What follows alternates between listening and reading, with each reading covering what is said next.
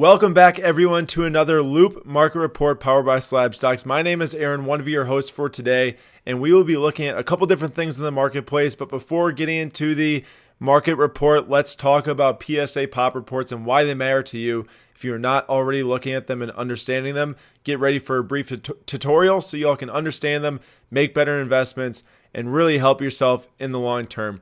Thank you all for watching. Let's get into the video.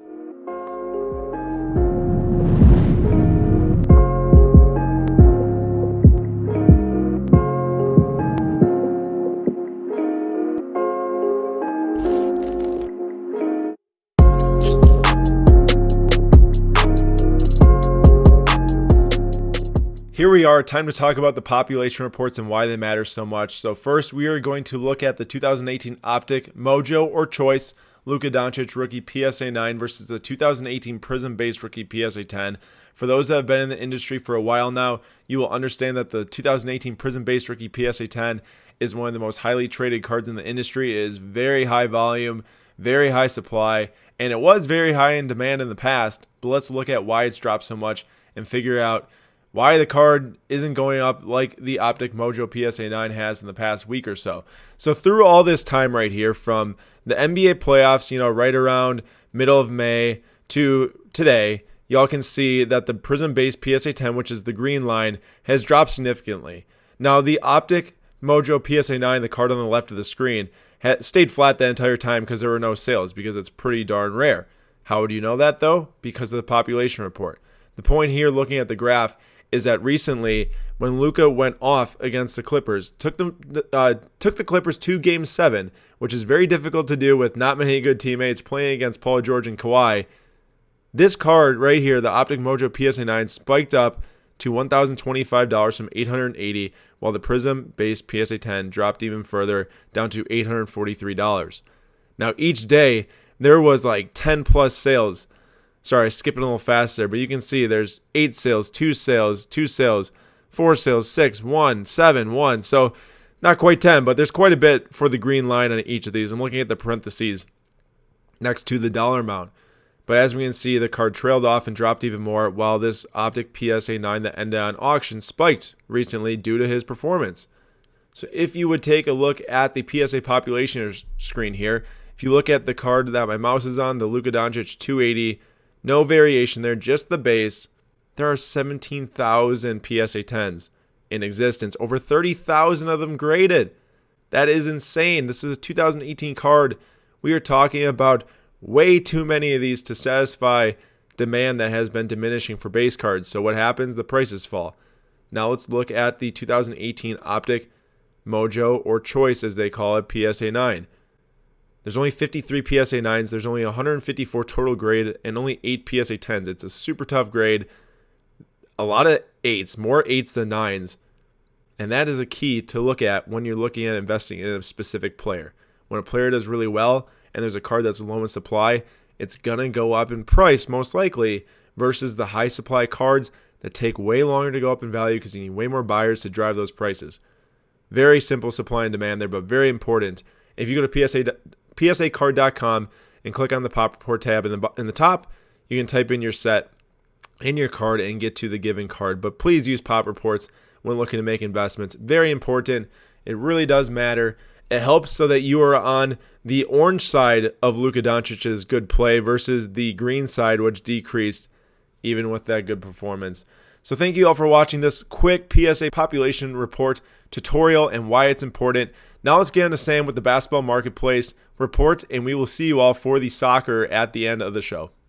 Hey, Sam here with your weekly basketball card market update. It required a real team-wide commitment and superhuman effort by the Los Angeles Clippers and their star Kawhi Leonard, but the Clippers were able to dispatch the Mavericks in 7 games, closing out the series with a 126-111 victory in front of their home crowd. Even though they ended up closing out the series, there was nothing the Clippers and their litany of big wing defenders could do to slow down Ubermensch Luka Legend Doncic of the Dallas Mavericks. In the series, he averaged just a hair under 36 points per game to go along along with 8 rebounds and 10 assists, and he scored over 40 points 3 different times while also adding in an additional 39-point performance in Game 2. This all came against the top 10 rated defense of the Los Angeles Clippers, according to Defensive Rating, a team which is built around 2 talented two-way wings whom one might figure would be well equipped to stopping the Slovenian phenom. They were unable to do so. Now, while this series certainly showed that the Clippers are a potent team heading forward in the NBA playoffs, it also proved that Luka Doncic is an absolute star. But like the first star of the evening sky, he is absolutely all alone down there in Dallas. After taking this same Clippers team to 6 games in last year's playoffs, he was able to advance the series 1 game further this time around, and even though Luka's playoff career has now begun with 2 straight first-round defeats, his reputation is not tarnished at all, since it is widely accepted that he is essentially the entire team. The clock is now ticking on the Dallas Mavericks to bring in some star power alongside Luka. The team could add up to $35 million in contract room this offseason, and by all means, they should do so. And they should start placing calls to the agents of Kawhi Leonard, John Collins, and any other available free agent point guards. Regardless of whomever the Mavericks bring in, one thing is certain, this is Luka's team. They will be very good so long as he is around, and his teams will likely only be getting better from here on out. Now, as for Luka's card market, over the past 3 months, his 2018 Prism Silver PSA 10 rookie card market has experienced a substantial dip, along with the rest of his overall basketball card market. But over the past month, we've seen 2 small rallies, and those coincided exactly with some of his big performances in wins against the Clippers, with the immediate drop-offs coordinating directly with the Mavericks' losses. At this moment, this particular card is sitting at $4,950 on average, which is the lowest it's been since last July.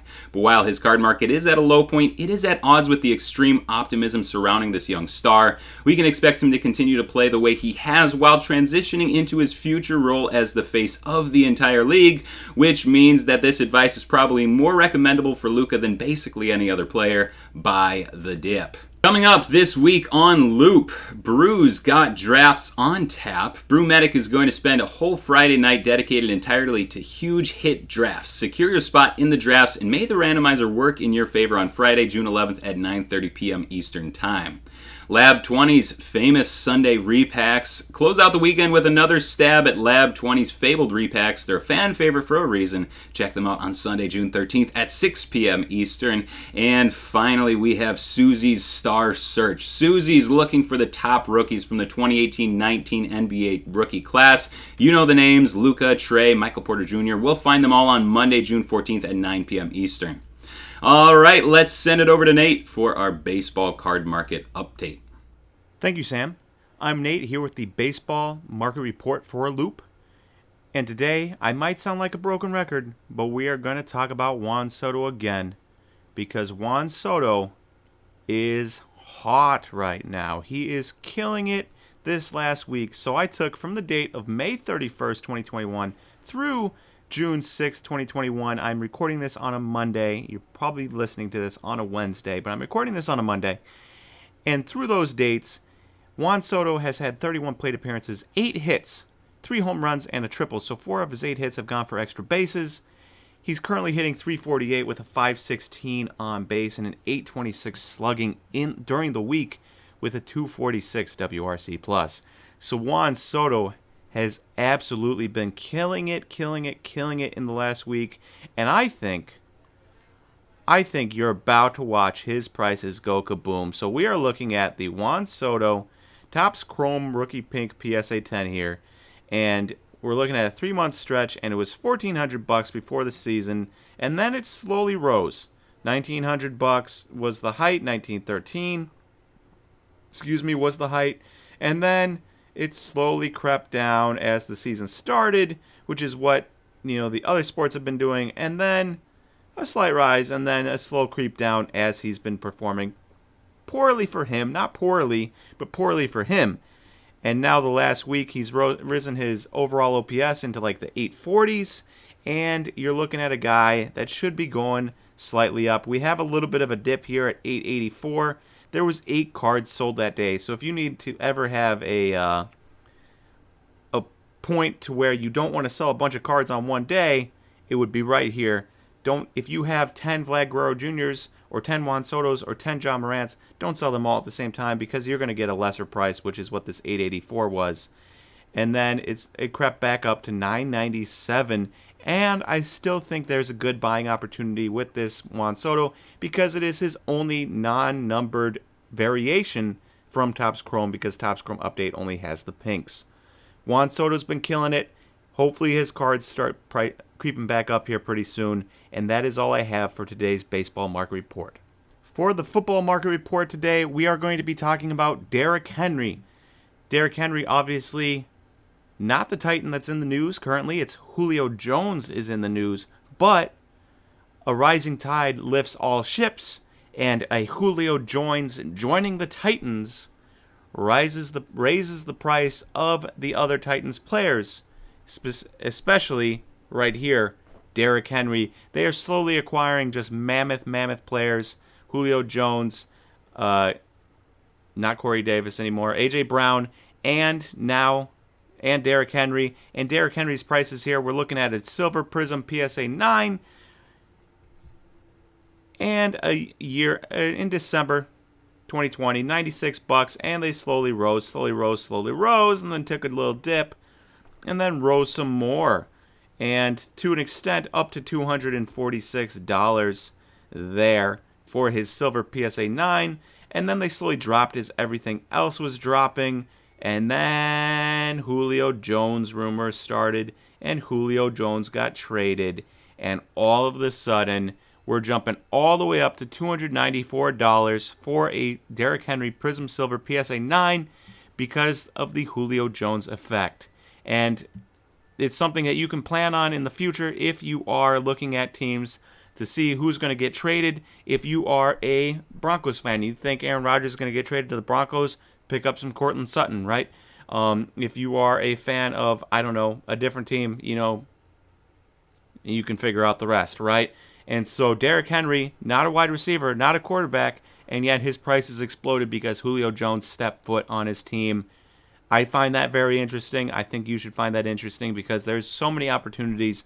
It's not just quarterbacks that you can make money on in football. There's opportunities all over the place. You just have to be smart about it.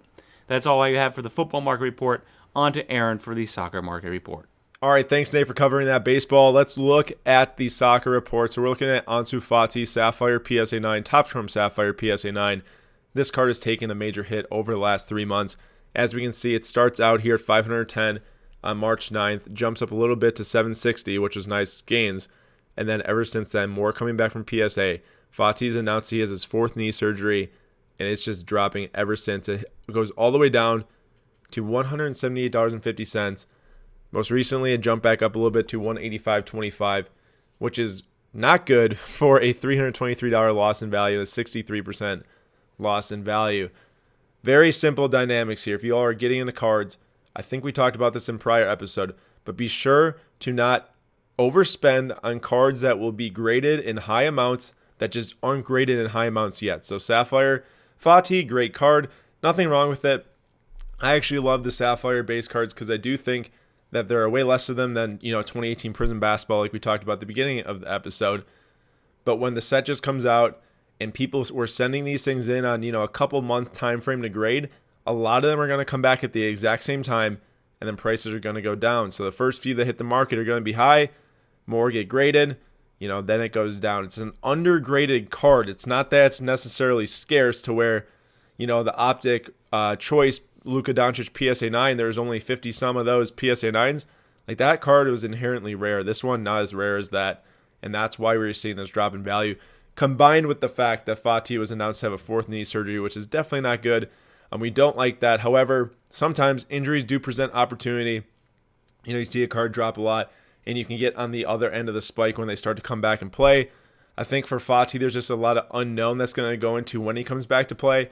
If you are speculating on Ansu Fati, the best bet would be to buy when it hits a very low point, potentially now, and then sell as he starts to get talked about to come back, so you might not have to see out if he's going to perform well or if his knee is going to be the same or anything. You can risk it and hold then, and it could go far higher because he is ranked in the top 5 U20 players in the world by ESPN, which is really big time, big deal.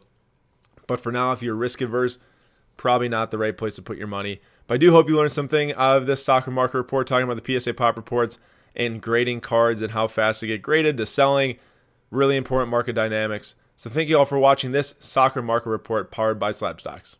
Thank you all for watching this week's episode of the Loupe Market Report powered by SlabStox. I appreciate you all joining us, watching the different market trends up, down, talking about PSA pop reports. Be sure to hop on psacard.com/pop and go look up your cards you own and make sure you're not potentially holding stuff that's going to rise and pop astronomically and then get sold off at all at one time, because we see so many of those prism-based cards going up for sale in auction right now, and each one that ends is really ending lower than the previous one. So you want to make sure you guys can get those cards listed ASAP if you do have those. And if you want to, I'm not saying you have to sell them. We just see the trend in what's happening with those right now. The more that come back, the more supply in the market, the lower the demand, because it's all getting satisfied. If you do really want one, you're going to buy one. And then, prices just keep going down. But thank you all for listening. Get excited for next week's Loupe Market Report, and I will see you all in the next video.